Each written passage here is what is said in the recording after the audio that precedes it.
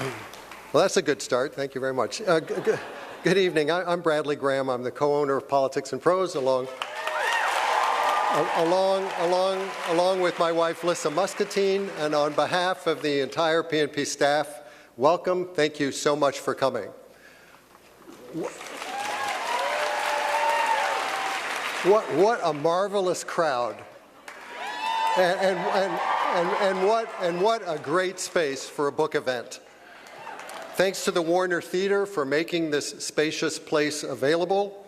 As much as we at PNP do enjoy hosting our authors at our store on Connecticut Avenue Northwest, we had a feeling that a somewhat larger venue would be needed for this one. In fact,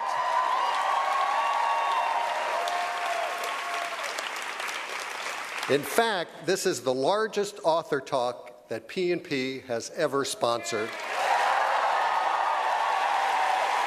And tickets sold out in a matter of minutes. So congratulations, you all are the lucky ones. Since its release a week ago, What Happened? Hillary Clinton's new book about the 2016 election has landed on the bestseller list and generated seemingly nonstop commentary and conversation. Some things never change. Hillary has given a number of media interviews about the book, but tonight she's here with us in person for what is the first stop on a 15-city tour that will take her across the United States and Canada. In the days and weeks immediately following the election, Hillary took long walks in the woods with her dogs, consumed more than a few glasses of Chardonnay, and tried to regain her bearings. Now, 10 months later, she's back with renewed strength and fresh purpose, and with a thoughtful and very personal account of why she lost and the lessons that can be learned from what was, in so many ways, a deeply confounding and disturbing race. Many, of course, are very familiar with Hillary's long and storied career, from lawyer and advocate for children to First Lady of Arkansas, First Lady of the United States, U.S. Senator from New York, U.S. Secretary of State, and the Democratic Party's presidential candidate.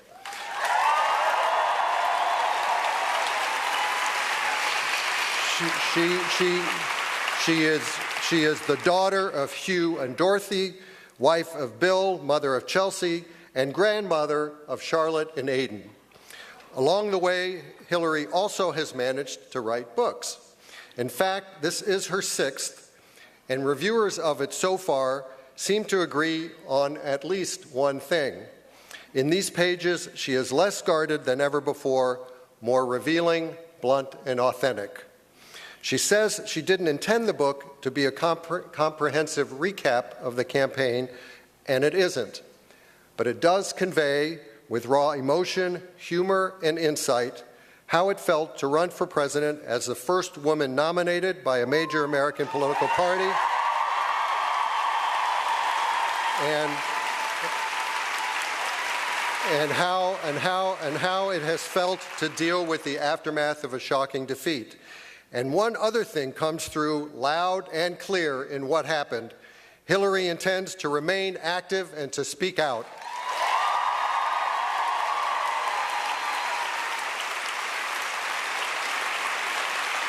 Hillary will be in conversation up here with my wife, Lissa. The two of them go back a long way.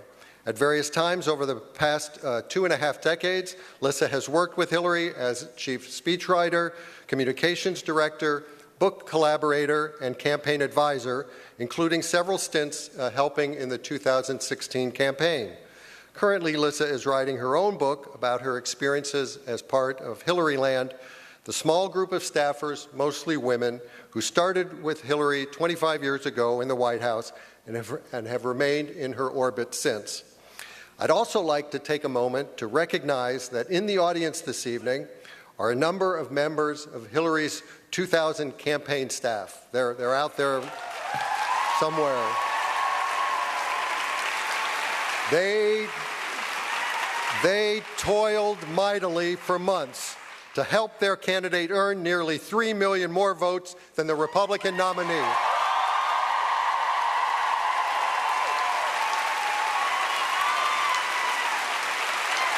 And now, ladies and gentlemen, please join me in welcoming the woman who won more than 65,800,000 votes in the last election, Hillary Rodham Clinton.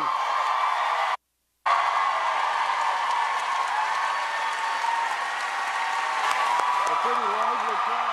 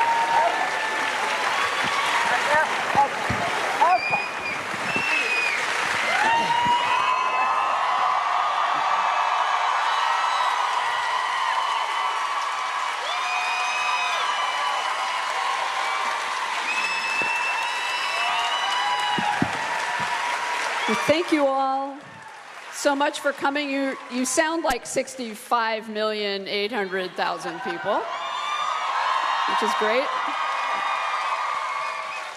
And it's such a great crowd. Thank you all for being here. And thank you for being here. I feel like we just did this, but that was 3 years ago.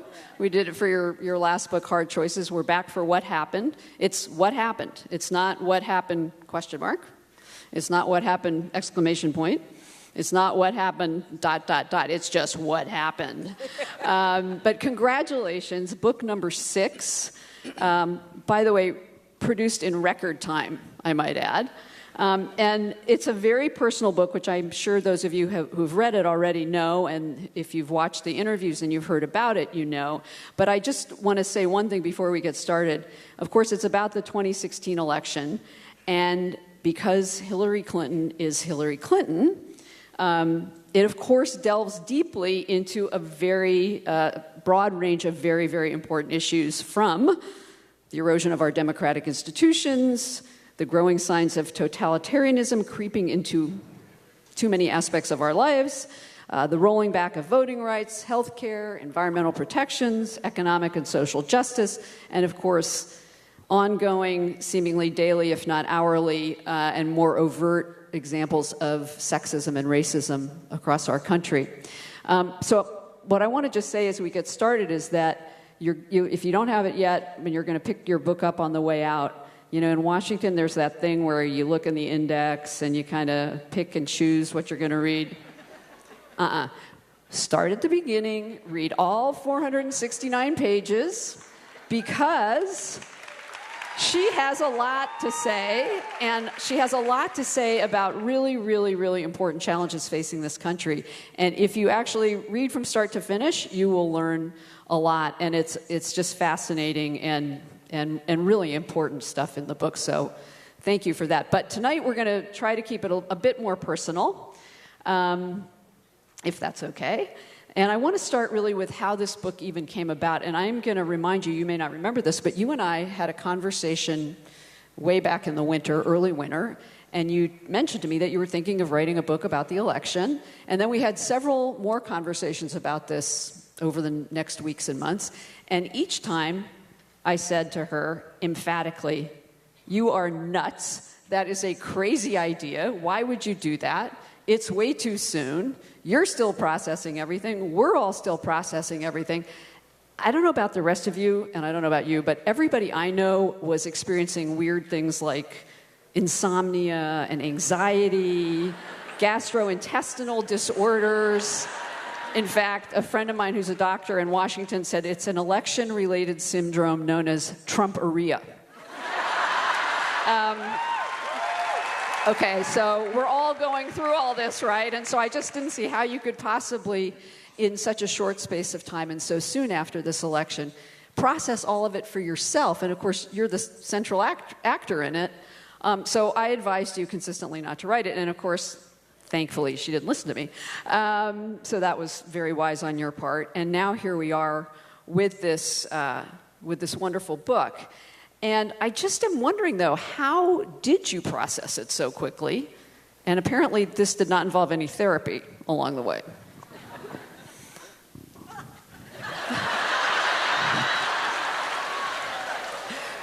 Well, that's a sign of something. Well,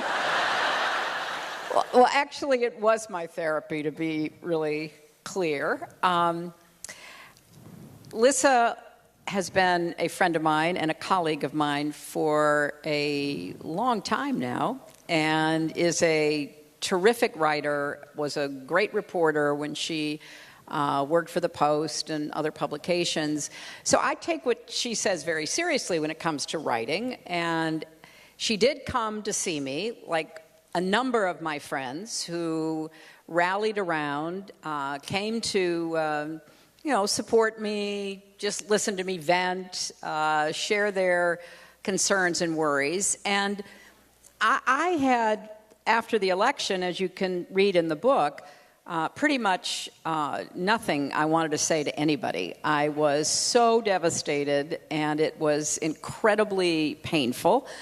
And it took weeks of just getting up every day, cleaning closets, going for walks in the woods, all the things that I did to begin to clear my head. But of course, other people were commenting and writing about the election, and I just didn't think there was a broad enough view, really a comprehensive understanding of what it looked like to me in real time and what I believed happened, but I wasn't sure, and I knew it would take a lot of analysis and evidence gathering, and, I do kind of believe in facts, and Shocking.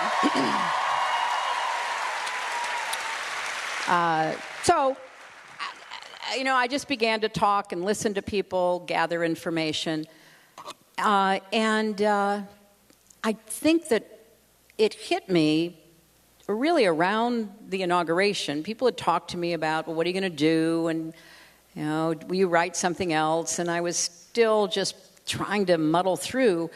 It really hit me that there were these very important issues that needed to be discussed, debated even, that our democracy and country relied upon that kind of self-examination. And I thought, well, I need to know what happened, and I need to be as honest, candid, open as I possibly can in order to figure it out for myself. And maybe doing it in a book would provide the discipline, the deadline to try to think it through. And so really starting in February, I dove in and I just decided I was going to write it, and it was painful. I say in the book that, I'd write about something and I'd have to go lie down because it was just so hard to think about the mistakes I made, the missed opportunities, but then also to come to grips with these other big forces at work that I think had a determinative impact on the outcome. So it ended up being really cathartic for me personally, and from what people are telling me as I've begun to start doing book signings and talking about the book, I think it does provide some catharsis and some opportunity for reflection for a lot of other people too, and I'm very happy about that because there's some really important issues we have to come to grips with, and I wrote it not just to say what happened, but what we need to do to make sure what happened doesn't happen again. And that's what I'm going to spend a lot of time on. Amen. Just to follow up for a second on this, how hard it is. I mean, you, as I said, you're the central actor and you're writing about yourself, and it obviously was a mind-boggling experience. You and I share a favorite author in Cheryl Strayed. I don't know how many of you have read Wild or seen the movie.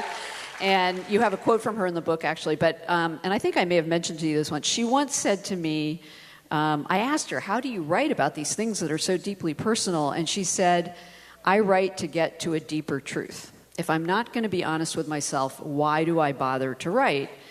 But getting to that deeper truth, as you've experienced, is hurtful, overwhelming, painful, can be sad, and you have to deal with things that are intensely private. So I'm just wondering, did you censor yourself at all? Were there times when words or thoughts it was just too much and you couldn't go there? Or what did you do to try to get to that next level? Well, I ended up not censoring my thoughts, not censoring what I put into the book. I will admit I censored some of the original language I used. Oh, shucks.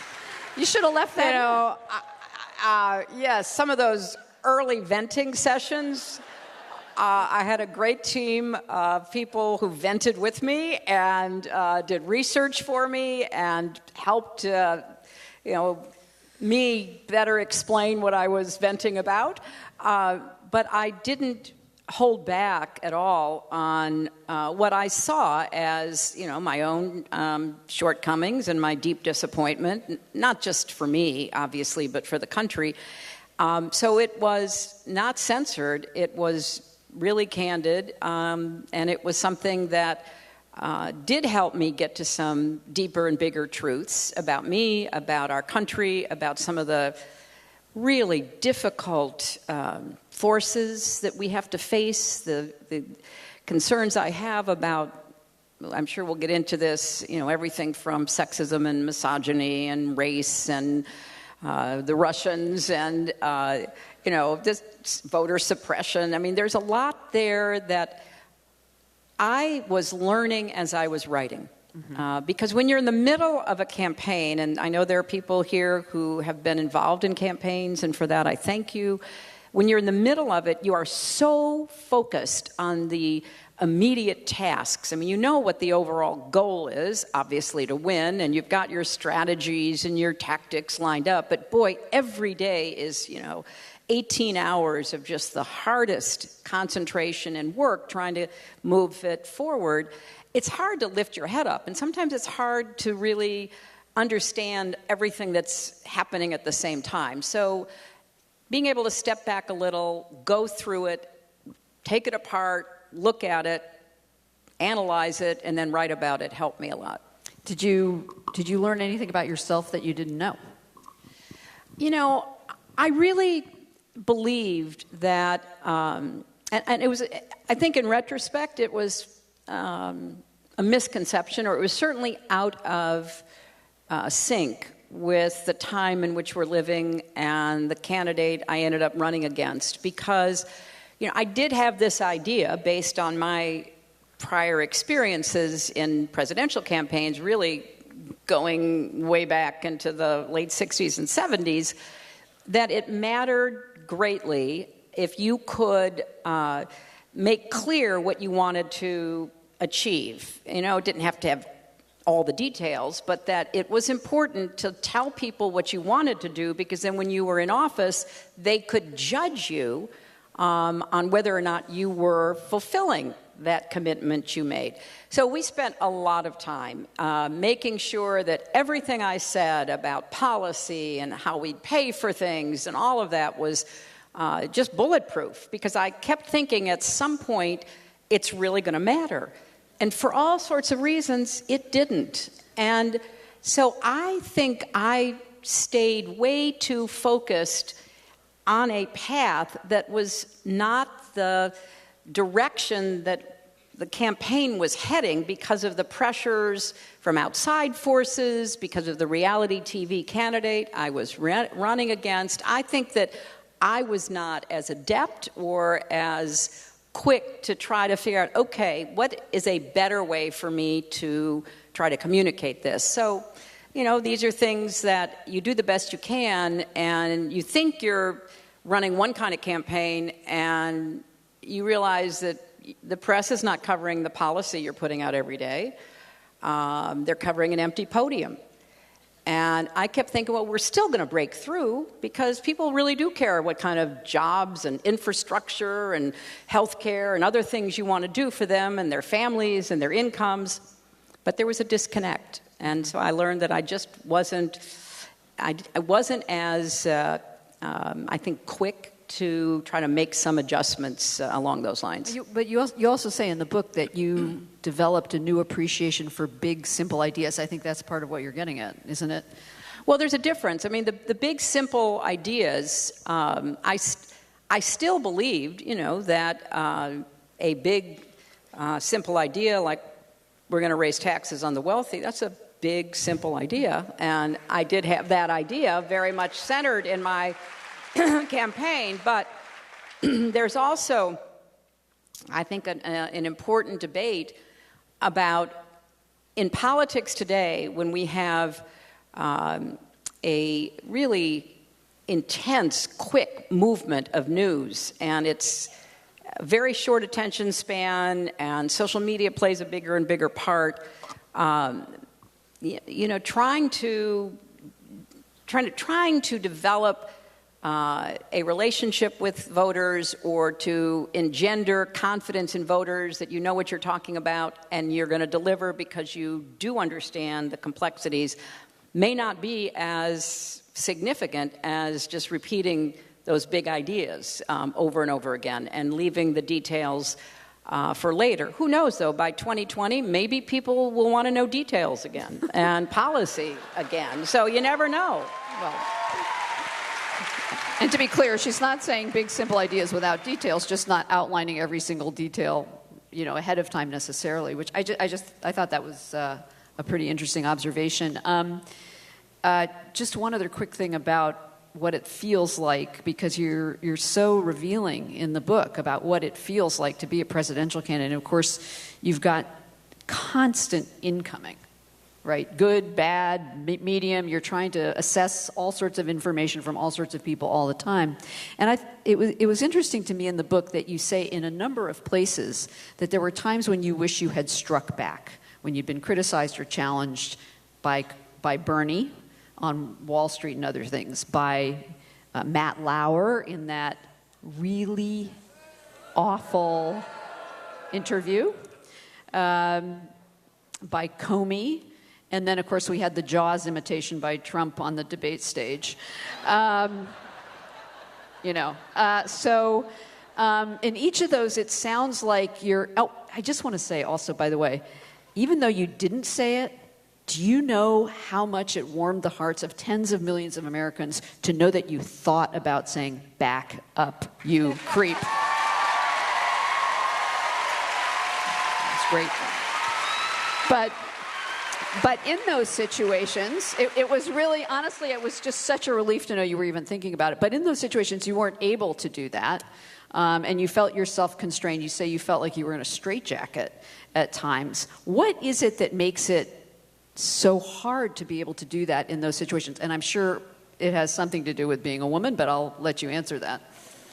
Well, I think it does have a lot to do with being a woman, because it's very hard to be perceived as strong as opposed to aggressive or any other word you can think of. And so part of the challenge is how you modulate, how you present yourself in a mature, appropriate way as a woman seeking a job no other woman has ever had.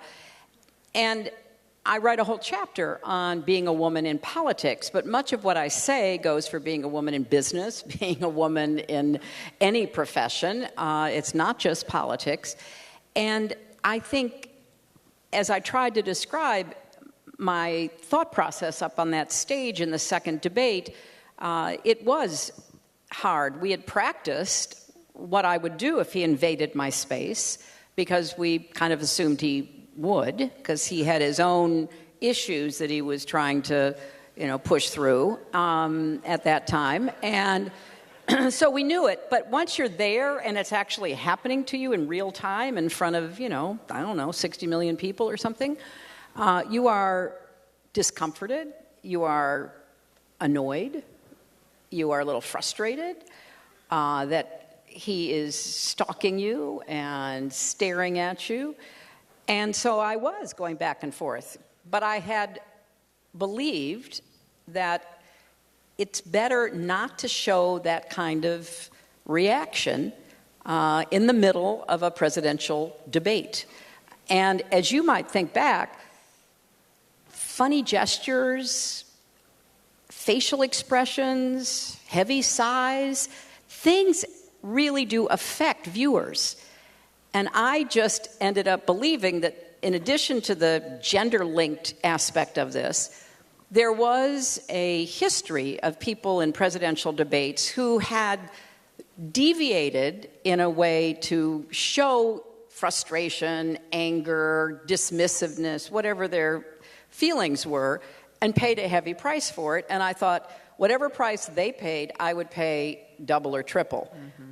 And so I just thought, okay, I'm going to, I sort of thought at the end of the day, people would say, yeah, we really do want somebody who's calm and composed in the Oval Office. And so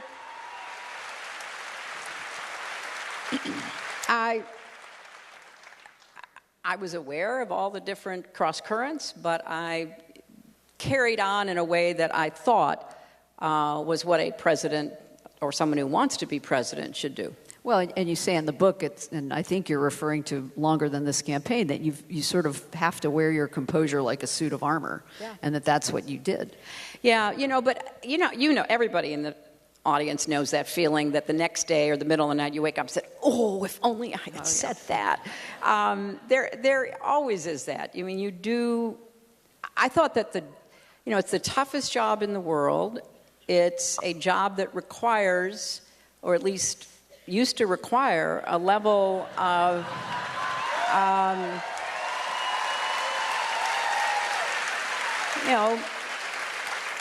curiosity and focus and things that you'd want to think somebody with that responsibility would have. And I honestly believe we were in a different kind of campaign, unlike any I'd ever seen before. I mean, I've watched people go up and down in campaigns. I've worked in them. I, was deeply involved, obviously, in my husband's 2 campaigns. I know the ebb and flow of a campaign. This was really different. And I don't think anybody fully grasped how it was a variation on a presidential campaign, unlike any we'd ever seen. And I, now looking back, see a lot of different, signals about that maybe I could have, and my campaign could have done a better job trying to figure out how to push back on or make more transparent so that people would understand. Boy, I'll tell you what, that campaign of his, they have the best empty podium that anybody's ever seen. I mean, get people to think and even laugh a little bit about what was happening in that campaign. But, that didn't happen soon enough, and it didn't happen in quite enough places. Did you watch the Emmys last night at all?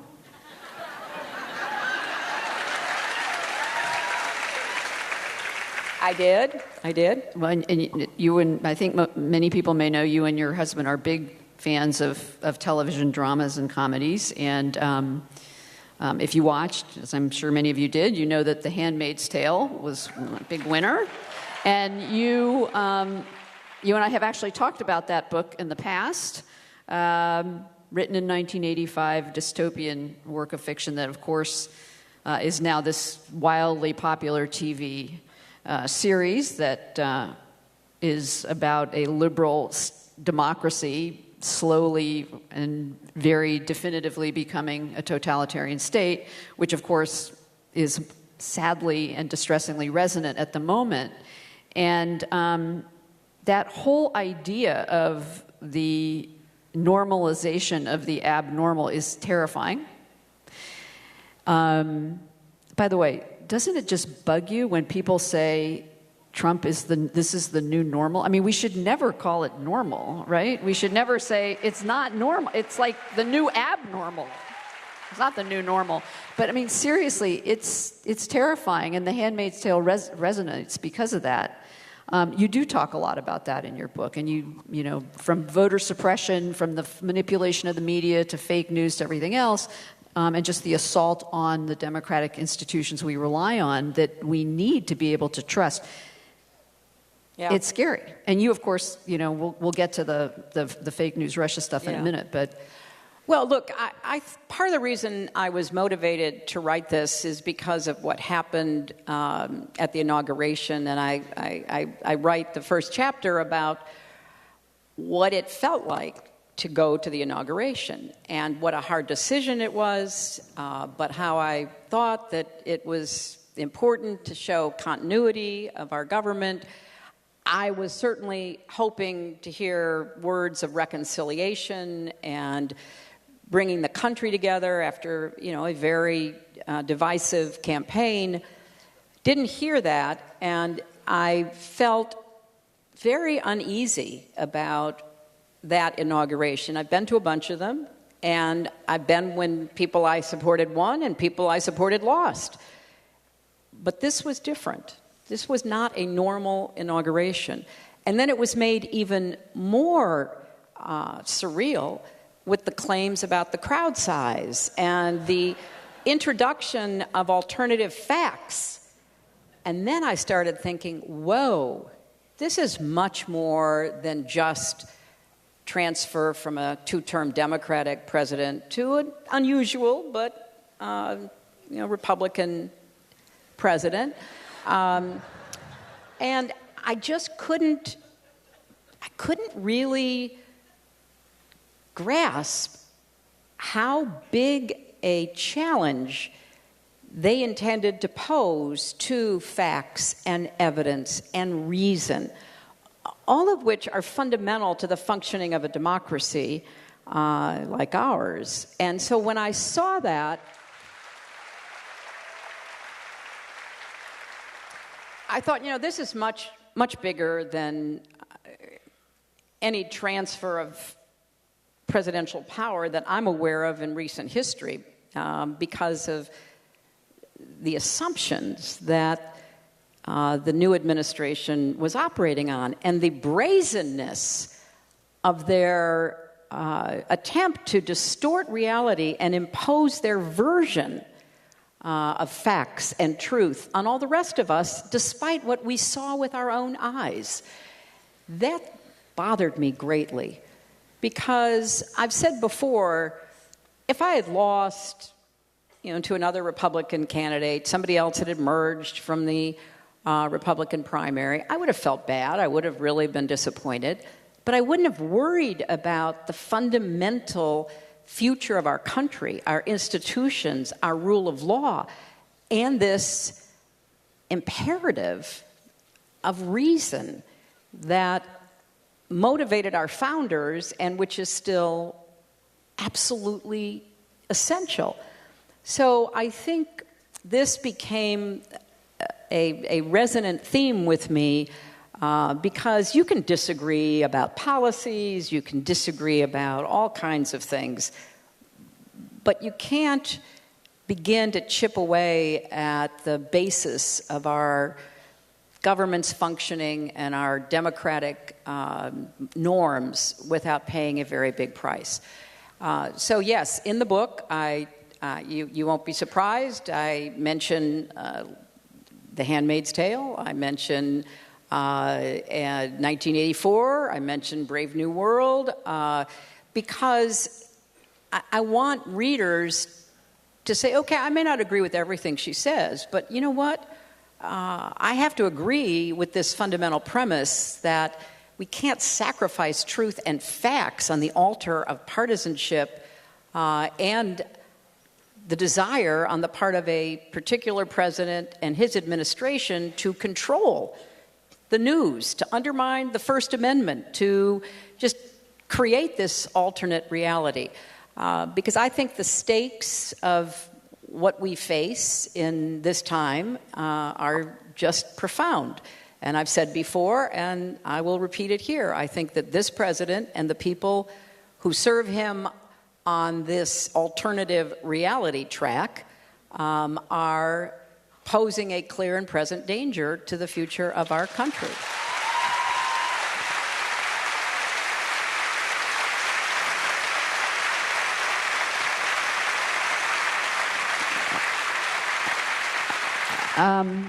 And I think one of the most powerful, clearest, most persuasive chapters in the book is the one about bots and trolls and Russians and fake news. And you begin that section of the book. I know one of your favorite books is Brothers Karamazov by Dostoevsky, and you have a line from Dostoevsky that begins this section of the book: "When reason fails, the devil helps."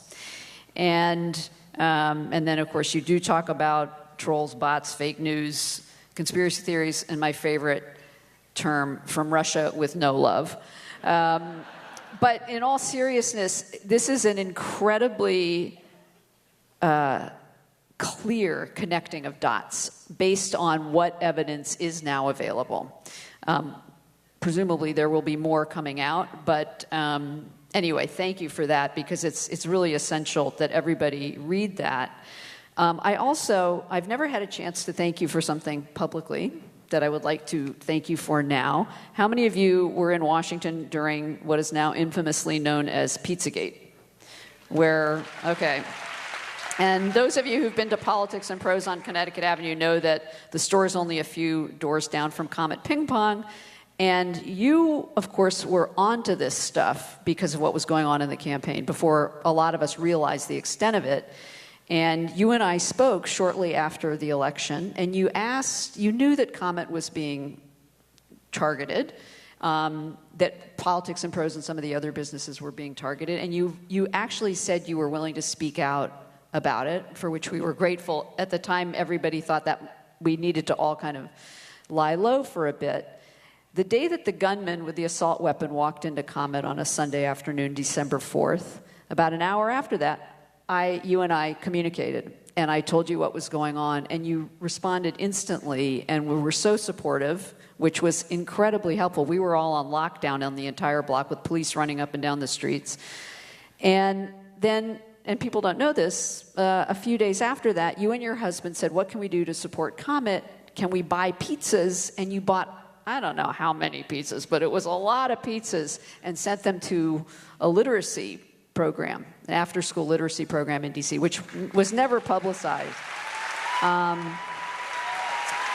And you checked in on me a lot, because we weren't dealing with it in the same way Comet Ping Pong was, but we were also getting trolled in the whole 9 yards and harassment calls. I just can't tell you how important it was for me, for Brad, for our entire staff, for our entire block, for the people at Comet, to know that you and President Clinton were there for us, quietly, and nobody knew it. So I've never had a chance to thank you publicly, and I did want to do that, so thank you. And, if I could just say a word, because we're in Washington, and this horrible chain of events happened here. But this is a terrible example of what can be done by people who are malicious, unacquainted with the truth, and pursuing their own agendas, whether it be commercial advantage, partisan advantage, or any other goal. For those of you who don't follow it or may not remember it, when John Podesta's emails were stolen, I hate the word hacked, they were stolen. They were stolen by the Russians.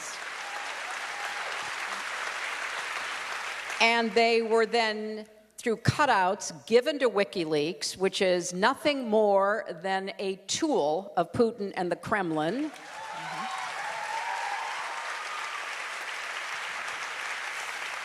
And certainly people associated with Trump knew about it, because in August, Roger Stone was tweeting about how John Podesta would find himself, in the barrel some point ahead.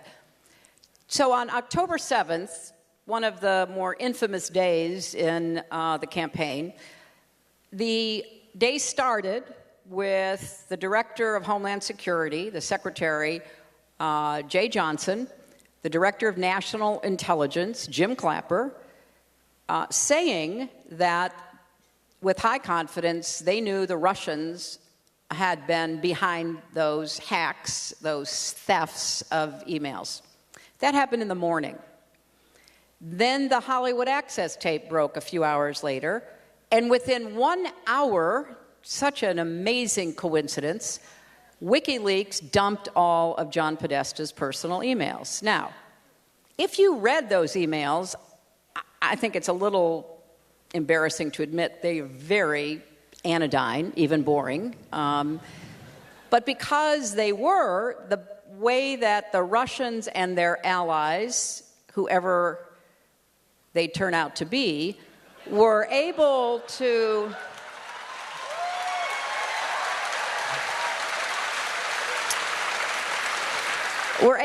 generate constant interest really was two factors. One, they sent the press on these wild goose chases all over the place. Oh, here comes 100 more, here comes 1,000 more, oh my gosh.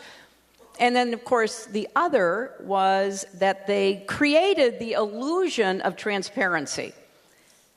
If you think you're getting something from, sort of behind the screen, maybe it's more legitimate, even though you're being played by a bunch of Russians. And the psychology of it was brilliant. And of course, it's part of the Russian propaganda effort, something called active measures, which they've used in many other settings, not just in our election.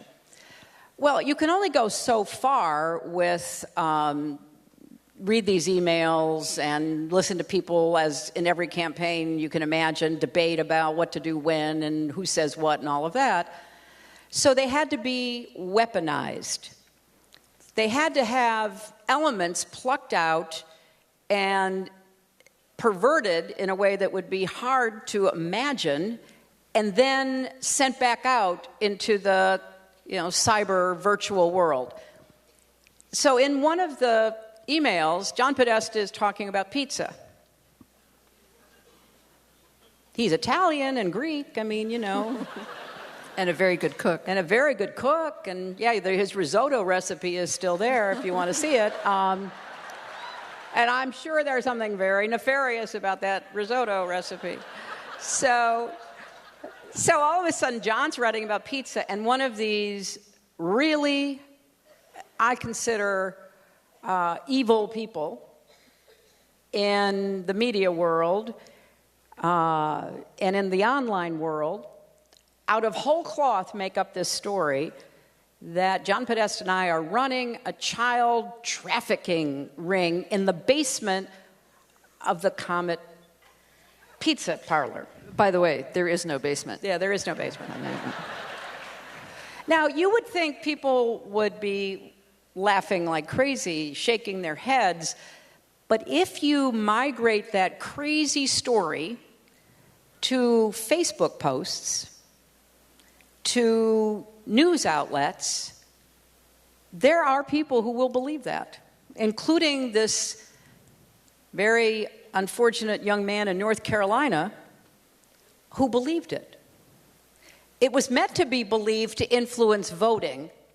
Even I have to say I don't believe it was meant to be believed to influence somebody to pick up an AR-15 and drive from North Carolina to Washington to liberate the imaginary children from the imaginary basement of the pizza parlor.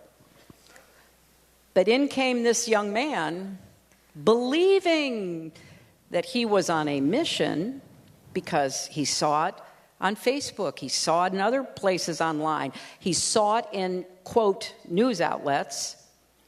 And so he was there on a mission of rescue. People could have gotten killed. He shot his automatic weapon off inside this pizza parlor. The street where Politics and Prose is was shut down. There was an active crime scene because people who cared more about weaponizing information, making negative stories up, than the truth, than facts, or even public safety, and certainly any concern about children was non-existent. They were determined to stimulate, to propagate the attitudes that would grab some people in some states, some congressional districts, some towns and counties, so that they would be saying, well, gosh, if Hillary Clinton and her campaign chairman are doing something like that, they should go to jail. I can't vote for that. That's the worst example, but there are so many other examples that were the same pattern, from stealing to giving to WikiLeaks to propagating to weaponizing into somebody's Google chain, into somebody's Facebook post.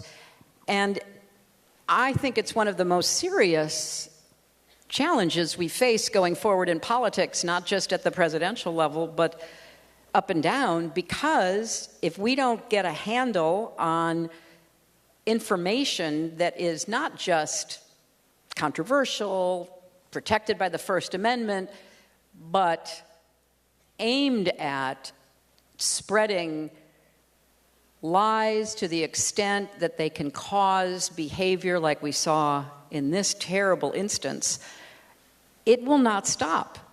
And I'm glad that the Congress and others are looking at Facebook and Twitter and Google, because they are the vehicles, one of the very first vehicles to deliver this kind of information to people. But I was just terrified for Lissa and Brad and all their employees and everybody on that street, because I could see what the trafficking of that absolutely horrible information was meant to do, and it got out of hand, and we were just fortunate that nobody was injured. And it keeps going, but the consolation, and there is consolation, is that the outpouring of support from our community was unbelievable. For Comet, for Politics and Prose, people feel tremendous ownership about their communities, and and I might just say Mike Pence at that time was living about a mile away in a rented house before he could move into the vice president. We'd see his motorcade up and down. Did he once think about coming in, buying a slice of pizza? Of course not. But the community has been fantastic, and any of you who've come to Comet or come to P&P after that, thank you. It really made a huge difference. Okay, I want to be a little lighter for a second here. So there's a very funny moment in the book where when you say that President Obama told you, don't try to be hip. You're a grandma. Just be yourself. And my question is, what did he think you were going to run off to a Soul Cycle class or take a mixology course or to chia pudding? I mean, what was he worried about? Oh, there's probably so many examples that... I know, I'm just wondering, because President Obama, I think it's okay, honestly. No, he was an extraordinarily supportive and helpful friend throughout the whole campaign. He would call me periodically, and he would say, are you getting enough sleep? Are you, eating well? I'd say, I think I'm getting enough sleep. I think I'm eating well. And then he'd say, well, are you exercising? I'd say, well, I think I'm getting enough sleep, and I think I'm eating well. But he really, stayed up with me, stayed up with the campaign. And I can't remember which of the incidents he might have been referring to, but he was always just in my corner and had my back throughout the whole, 18 months or nearly 2 years. Okay, so you love words. She's a great writer herself, by the way. You love words. Your husband loved words. Did anybody see President Clinton's guest crossword puzzle in the New York Times a few months ago? That was pretty cool. So we're going to play a little word game, if that's okay. Are you up for this? Okay, have you ever heard of the game Boxers or Briefs? What? Boxers or Briefs? Like... If you're a guy, are you like boxers or briefs? So we're going to play that game, but don't worry, you don't have to answer that question. And I'm going to give you 2 words, And you just have to, without thinking, this book is very revealing, but people know now exactly which kind of hot sauce you like, and they know that you do deep breathing and all that stuff. So we're just going to help them out with a few more things, and I'm going to give you 2 words. You're going to just immediately, whichever one most suits you, you're going to answer, okay? Ready? Yeah, I do have to say a word about hot sauce first. Okay. Help. I mean, I have carried hot sauce since 1992. I just want you to know. It is true. And there were people who were actually accusing me of just making that up. It's not made up. No, it's not made up, but I do spend probably more time than I should in the book talking about hot sauce. So anybody want any recommendations, just let me know. Okay, it's true. For as long as I've known you, hot sauce has been in your purse. Absolutely true. We can all vouch for her.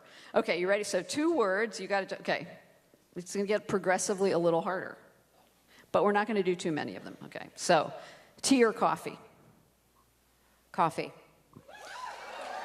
Beach or mountains? What? Beach or mountains? Beach. Okay. Shower or bath?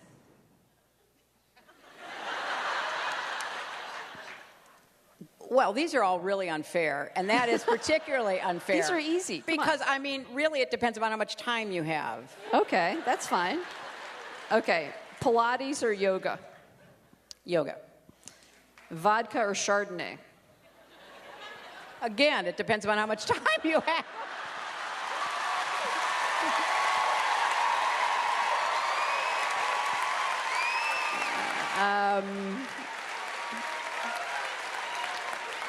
History or mystery? Oh, historical mysteries. How was that? Okay. Putin or Trump?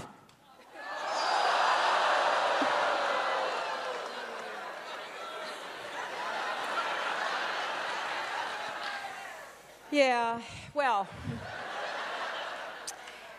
I have to take that under advisement for the following reasons. I ran against both of them.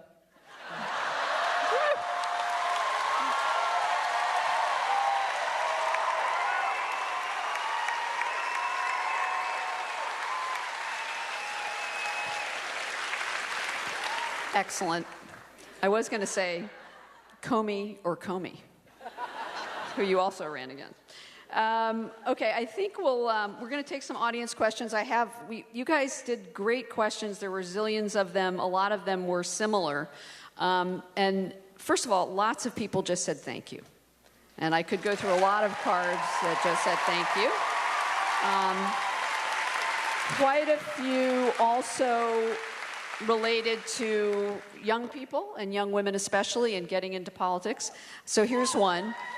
And here's one that there are 2 that are sort of similar. What advice would you give to a young woman who wants to go into politics? And here's another one that's similar. Would you encourage your daughter to enter politics if she were interested, but you knew she'd experience the same level of sexism you've encountered during your political career?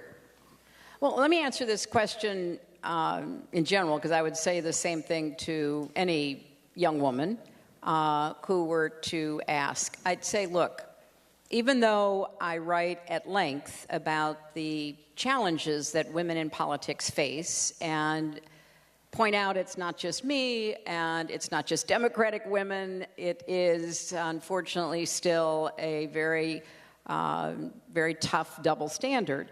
I would still say that if you are willing to enter politics, either as a candidate, as a campaign staffer, as a person in government and public service, because that's how I view the bigger definition of politics, you just have to be prepared and try to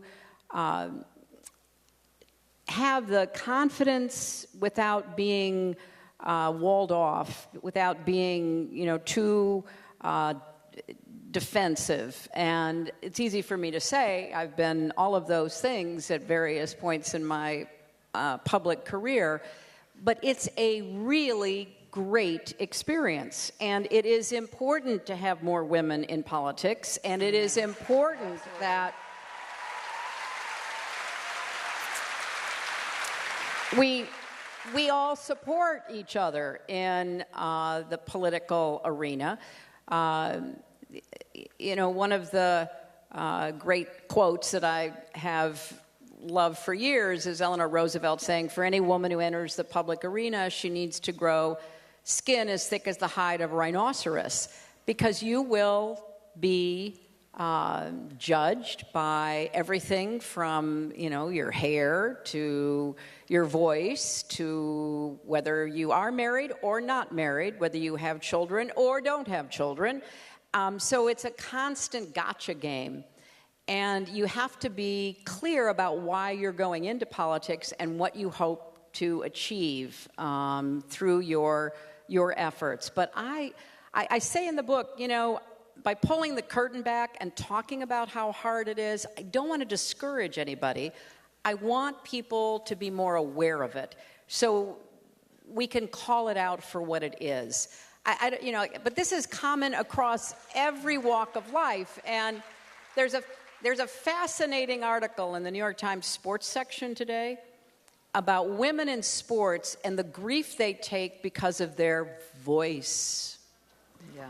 And as somebody who has been called everything when it comes to, everything, but I'm thinking particularly about voice, it really struck home with me.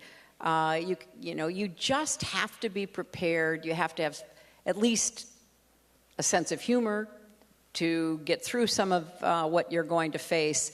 But if you are prepared, if you educate yourself, if you are surrounded by good supporters, friends, family, people who can tell you the truth, like Lissa started off saying she told me it was a terrible idea to write this book. I am grateful for that because she's a friend. And you need friends who tell you when things are good and when things aren't so good. I think it's really important. So I've got this new organization called Onward Together that I've started, and really the primary purpose is to support groups that are recruiting young people, especially young women, training them, funding them. We also highlight and lift up wonderful groups like Indivisible, which is leading the charge to keep our attention where it needs to be. Like, we've got to stop this latest attempt to repeal the Affordable Care Act that is going on. So I think there's a lot of good work to be done. And Onward Together is really interesting because that was you and Howard Dean. You met with Howard Dean earlier this year, our friend Judith McHale, who were so instrumental in really thinking outside the box about how to bring young people, get them involved, engage them, support them, because they know a lot more than people like us. It was so great. After the election, one of the things that kind of, got me out of bed and moving again were the stories I would hear. People would call and say, there's this new young group that one of your campaign staffers has started called Run for Something, and it's aiming at recruiting more young people. Or there's a group called Swing Left. They're going to try to flip the House. Or a group that I've worked with before, Emerge America, which has a great record of electing women. Color of Change, which focuses on, African-American young people, getting them into politics and doing some of that work. So I felt like there's so much we can do because at the end of the day, and I just have to say this and hope you help me figure out how we're going to make it happen. Everything we do, we can write books, we can speak out, we can go to protests, we can recruit people to run for office. But if we don't get people to vote, starting in Virginia and New Jersey, and then in 2018, we're not going to turn this around. Yep. And it is gratifying to see how many people who were never thinking about getting into office now are. A few more audience questions. Do you really keep that hot sauce in your bag? Also, we love you. I think you already answered that. We appreciate you. What should the Democratic Party run on in the next election? It's not an easy question. Well, I think it has to be both economic justice and social justice. And look, we have the better side of the argument about how to make the economy grow, to be inclusive, to lift incomes, provide opportunities. We just have to keep plugging away at it and not get discouraged, and we have to keep calling out the other side, whose answer to everything is tax cuts for the wealthy. I almost can imagine a scene in, some Republican member's home, and the kid calls out and says, hey, I don't feel good. Well, take a tax cut for the wealthy, and we'll wake you in the morning, see how you're doing, because it answers everything, whatever ails you. That's really the inside story of what's going on with this attempt to repeal the Affordable Care Act. It's to free up money for tax cuts for the wealthy. So we have to keep talking over and over again and not get discouraged, because sometimes we think we make a great argument, but it doesn't, take the first time. We have to keep going at it time and time again. But we can't be promoting and standing up for economic justice to the exclusion of turning our back on all the progress we've made in moving people forward on civil rights and women's rights and gay rights and human rights. So I don't buy this false dichotomy. You can only be for the economy, or you can only be for people's civil rights. That's ridiculous. We want everybody to rise. We want everybody to have a better opportunity and future going forward. Well, let's talk about women for a second, because we both care about women, and I think most people here do. Just getting back to The Handmaid's Tale, the other big subtext of The Handmaid's Tale is how women treat other women, especially women with power with women who don't have power, women who've been marginalized, and it can be very cruel the way women treat other women. You've experienced a little bit of that yourself, obviously. Right. Well, yeah, I'm glad you asked about it, Lissa, because I write about this, and I'll start with a conversation I had shortly before announcing that I was going to run.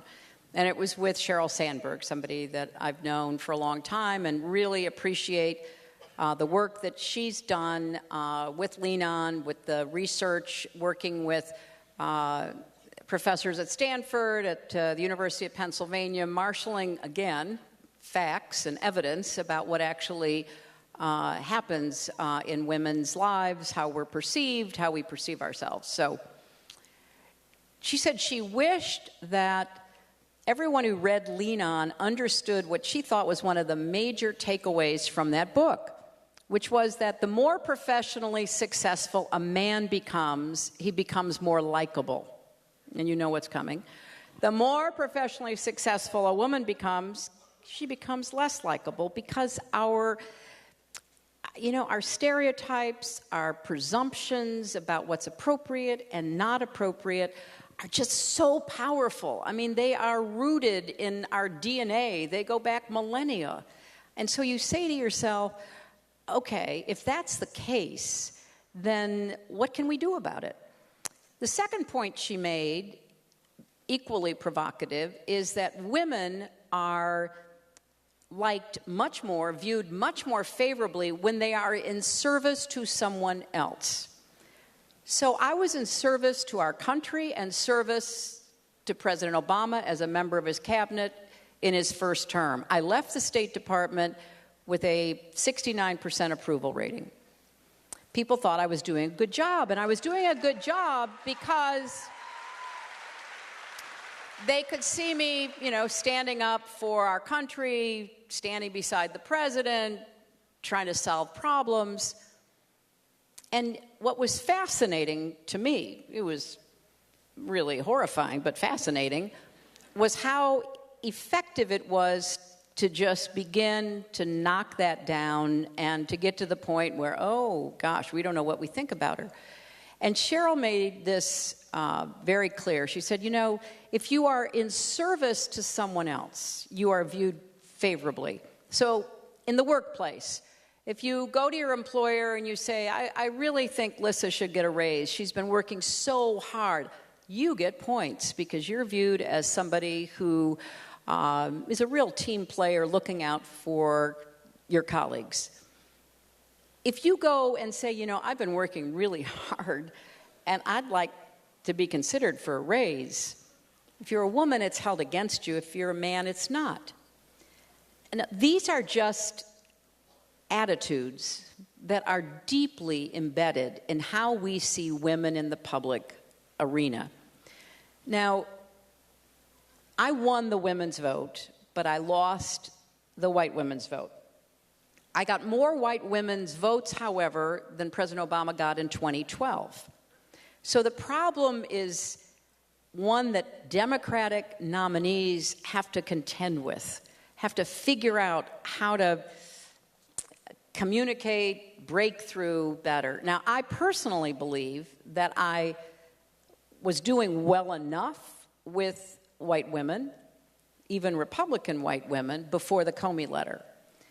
But it stopped my momentum, and it played into the concerns that women have about whether they are making a mistake with their vote. I started going door to door in politics many, many years ago. And I was always surprised when I would knock on a door and a woman would answer and I'd say, I'm here for this candidate. And the woman would say, well, I just don't know enough. I don't want to make a mistake. And so that was my personal experience. And of course, taking it to the last month of this campaign, all of a sudden, people are being told, you know what? Something's going on. They're going to investigate her again or whatever. We could see that a lot of women, in particular, turned away. They were discouraged. I don't blame them. They didn't know what to believe. I mean, it was outrageous what happened. But so you got to see how women are trying to do what they think of as the right thing for themselves and for their family. They're often under pressure from people around them. A lot of anecdotal evidence about that. So when a woman runs, she has to work extra hard to convince other women that she can do the job that she is running for. And we've made progress, not enough, in the Congress, in the Senate, way not enough in governors' offices, but getting people to feel comfortable at the presidential level is still a challenge. There's some statistics in my book that even among Democratic women and men, it's not 80 or 90% who think they'd like to see a woman president. It's in the high 60s for women. It's in the 40s for men, which is a lot more than it is for Republicans who just have a hard time thinking about a woman in the White House. So these are complicated psychological, emotional, political, economic issues. And if you think there's just one answer, you're probably going to be wrong. And so we have to look at a much broader set of responses and appeals to persuade women to vote for other women and then to try to make solidarity around that. One of the nice things in the book, though, is the incredible sense of support you have from your own friends, men and women, but especially women. You talk about your girlfriends being so, and that's been true forever for you. You've had these friendships that have gone on, and thank goodness for that, right? Because women really do come through for other women when they're at least close to each other. Next question from the audience, and we're coming close to our time, but we'll try to do these quickly. Actually, this is no question, but I'm drinking Chardonnay with you in solidarity. Can you demonstrate our alternate nostril breathing? Anyway. I really do highly recommend it. It's not that hard. Google it. Yeah, okay. She's not going to demonstrate it, but you get the idea. What has been the most fulfilling part of your life so far? My whole life? What has been the most fulfilling part of your, I guess, yes, whole life so far? No, I mean, my family and my friends, obviously, for me, and doing work that I believed in and that I thought made a difference. I write in the book about, I write about my marriage and my husband. I write about my daughter and motherhood. I write about my mother. I write about my friends. Your father. Because at the end of the day, everybody has disappointments. Everybody has losses. I viewed this book as much about resilience as about running for president. Because for me, having the support and the encouragement that I got from my family during the campaign and certainly in the aftermath and from my friends, made all the difference as to, how I felt and whether I could, sort of summon the energy and the commitment to continue to play a public role on behalf of causes and values that I care about.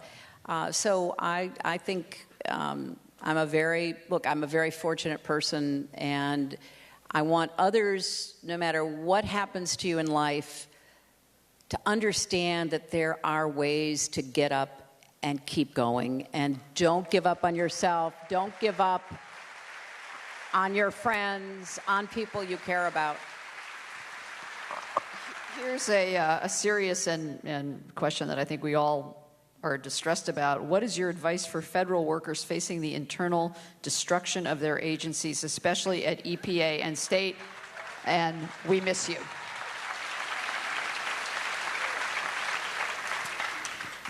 Wow, I am so distressed because there's so much experience and expertise among federal employees across our government, and it's been hard won. It has been years in the making, and there seems to be a total disregard, even a contempt on the part of many in this administration for what federal workers know and what they've done and the advice that they can give.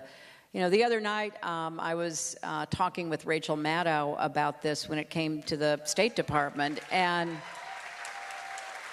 I have such a high regard for so many of the Foreign Service officers and civil servants that I worked with at all levels in the State Department.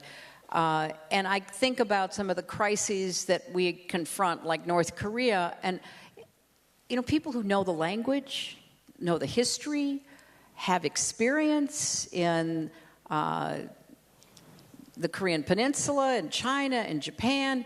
They should be sitting in meetings with the highest levels of this administration, providing advice and information that could be useful on behalf of our country. There is such a disdain, though, for federal workers. So I guess I would say, if you can stick it out, because the tide has to turn. And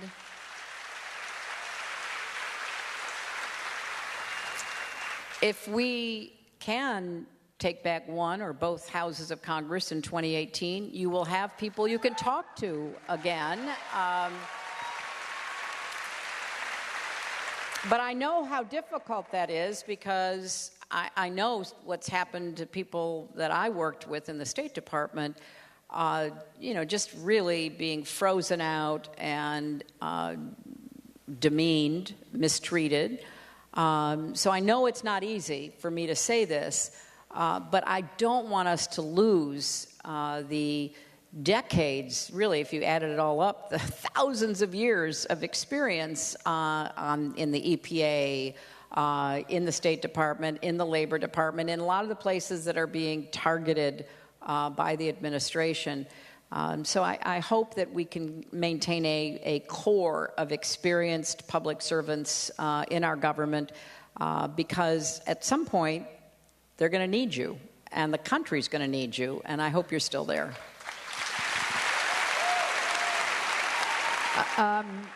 We are going to have to wrap it up, unfortunately. I want one last audience question, though, was what's your favorite flavor of ice cream?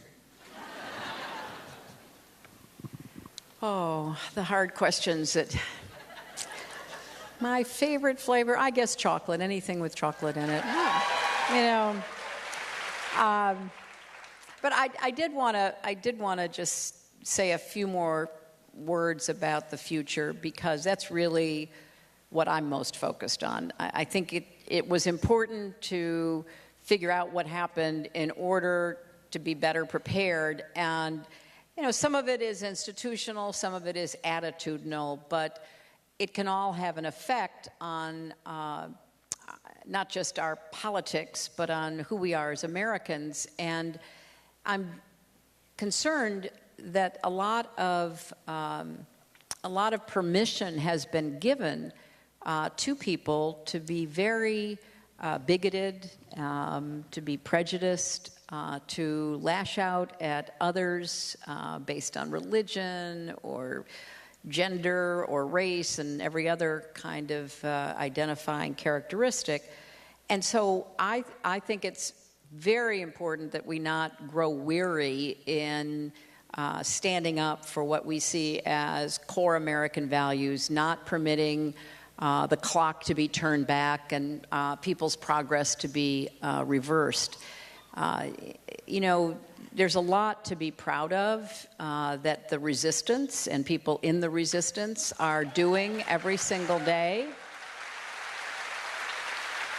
And of course, the great contrast that I write about between the inauguration on a Friday and the Women's March on a Saturday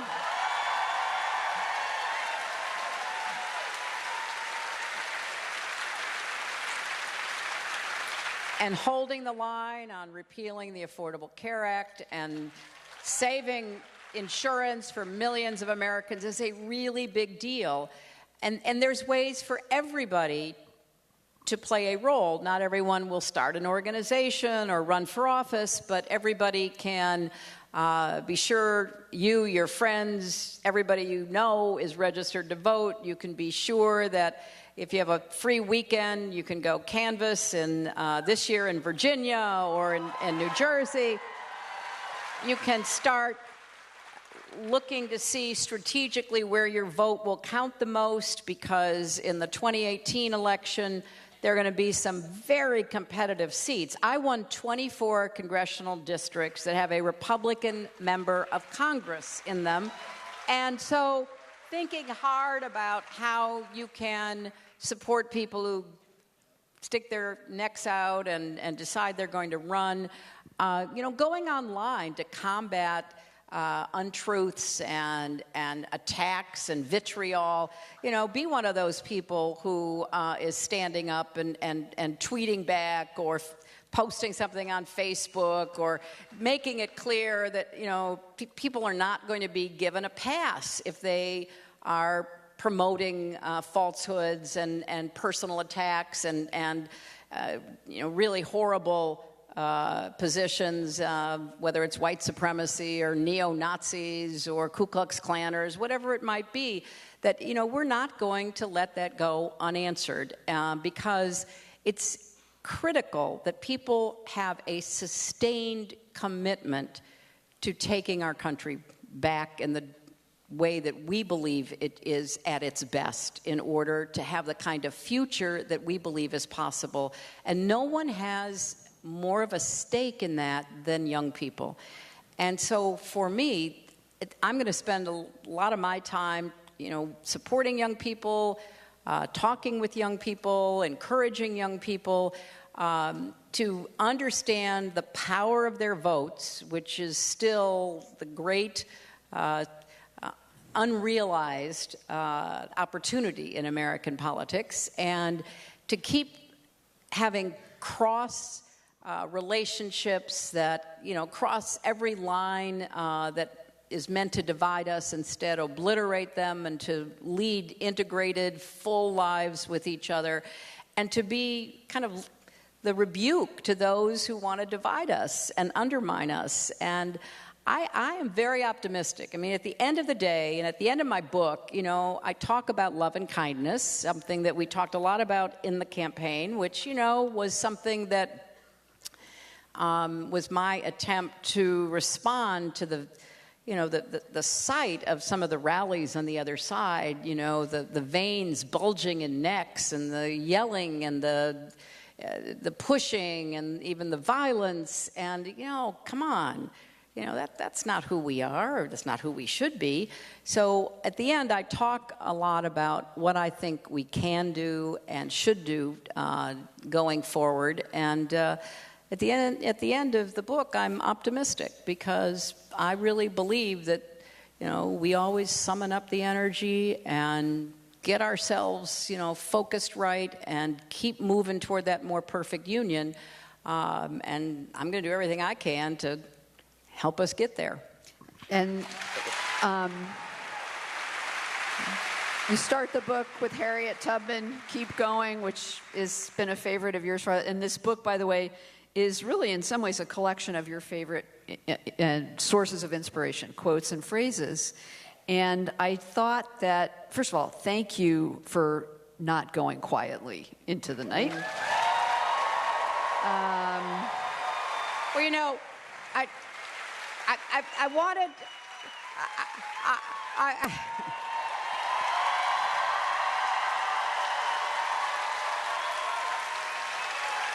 you know, I just wanted to say that none of us can afford to go quietly away. We need our voices, we need our energy. And yes, I really do believe it takes a village, or in this case, it takes a country to get us back on the right track.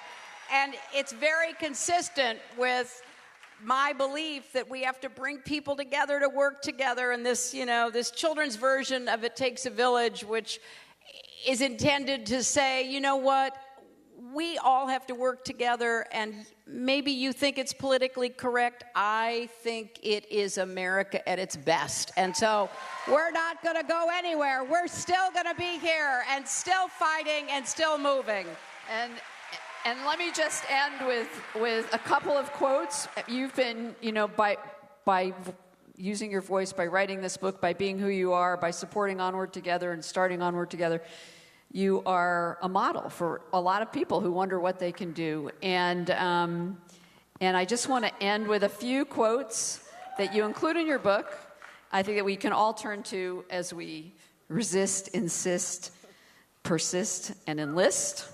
Nelson Mandela, the greatest glory is not in never falling, but in rising every time you fall. Pope John the 23rd, concern yourself not with what you tried and failed, but what is still possible to do. One of your favorites, T.S. Eliot, there's only the trying. Ralph Waldo Emerson, life goes on. But here's the best one, and we will end on this one. And I think this one is most appropriate for this evening, most appropriate for you and what you've done for this country for the last 25 years and will for the next 25 plus years. From Maya Angelou, But Still I Rise. Thank you all very much for coming tonight.